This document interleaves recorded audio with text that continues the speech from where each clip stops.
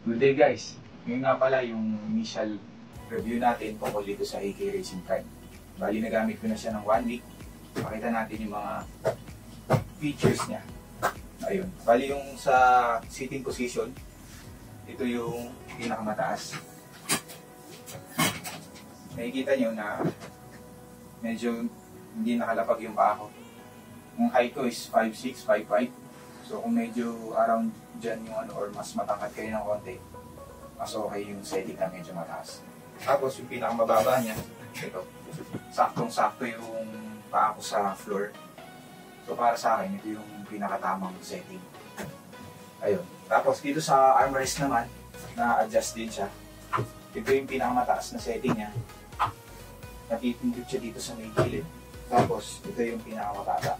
Bali dito, magagamit mo itong pinakamababang setting pagka usual siguro kung nag-o-controller kayo. Tapos pagka nagta-type naman kayo, itataas mo para masuportahan yung elbow habang nagta-type para hindi kayo mahawak. Ayun. Tapos sa sitting position naman, ito yung pinaka-upright, 90 degrees. Ito yung pinakamataas niya. Tapos yung tilt siya hanggang 180. Ayan. Ito yung pinakasagad niya. Ito yung nakakalula. Alam ko meron pa yan hanggang dulo 180. Ayan. So pwede kayo makapagpahinga. Komportable naman siya. Ayun. So yung overall na experience ko sa kanya, para sa akin, isa sa napaka-komportable umupo. Usually, oras binibilang ka kung may meetings or kung minsan naglalaro, gumagawa ng projects. Para sa akin, maganda siyang upuan. Bukod doon kasi yung ano niya is, yung cover niya is fabric. So kung ikukumpara mo sa mga leather, mas masarap siyang upuan. Ayun, tapos ang kasama niya meron siyang neck support para sa leg natin. Hindi tayo mangawit. Tsaka meron sa likod para sa tawag nila lumbar support. Ayun, so para sa akin, ay re-recommend ko siya. Kasi komportable siyang upuan. Yun naman talaga yung rason kung bakit tayo bumibili ng upuan. Pwede mo siyang upuan na matagal sa pagkatrabaho at saka sa paglalaro. Okay. Tapos yung mga features niya like yung sa armrest at sa likod, it would make sure na hindi sasakit yung likod mo or yung leg mo. Bukod pa doon, sa fabric niya, malamig siyang upuan. So, hindi ko masabi or mai-compare yan sa ibang gaming chair kasi ito po yung una kong nabili na gaming chair. So, para sa akin, sobrang laking improvement nito sa monoblock at saka sa usually na basic na office gaming chair. Ayun, salamat sa inyo sa suporta, saka please like and subscribe. Abangan yung mga susunod nating content. Salamat! Hello guys, pahabol nga pala. Ang rason talaga kung ba't ako bumili ng gaming chair kasi nananakit yung likod ko. Lalo pagka nagtatrabaho or gumagawa ako ng design ng shirts. Tapos minsan siyempre nag-edit tayo ng videos. Hindi natin na-realize na minsan 4 na oras, 5 oras na tayo nakaupo sa upuan. Tapos pag matutulog ka na, biglang para masakit yung lower back mo, minsan yung leg. Yan talaga yung reason kung ba't ako bumili. And para sa akin, maganda siyang investment kasi komportable siya sobra. Tapos, ang may advice ko lang is yung magandang hanapin nyo is yung fabric. Bakit fabric? Kasi ano siya maganda siya sa pakiramdam, upuan.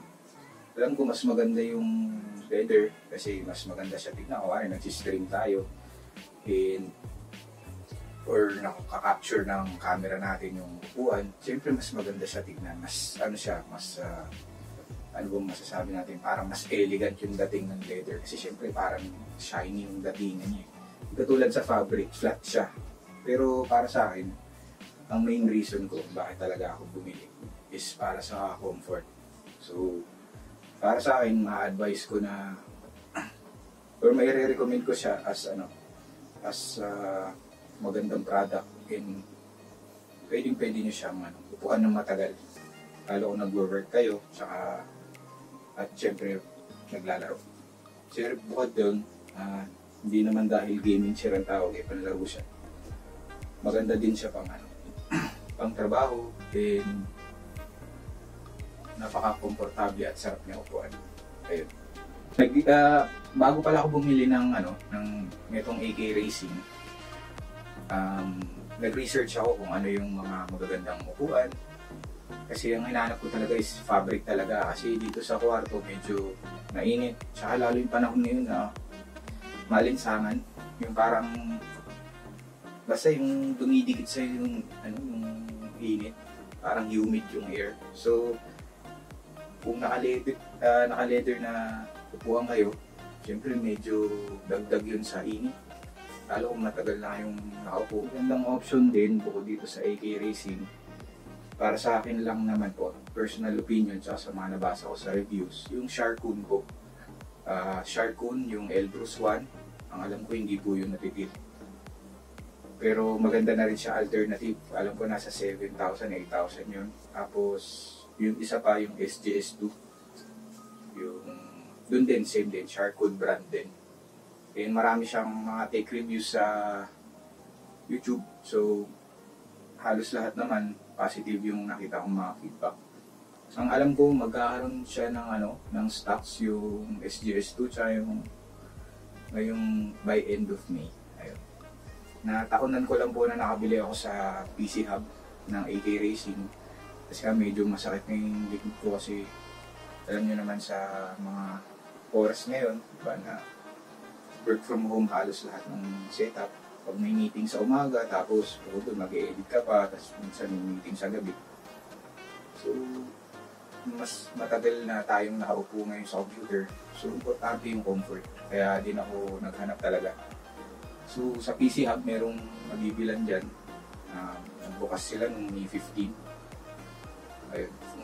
So, kung naghahanap kayo ng gaming chair na maganda, na komportable, tsaka mas affordable ng konti. Kasi mayroong mga mahal dyan ng mga like Secret Lab, mga 20,000 plus. And nabili ko siya ng 10,900.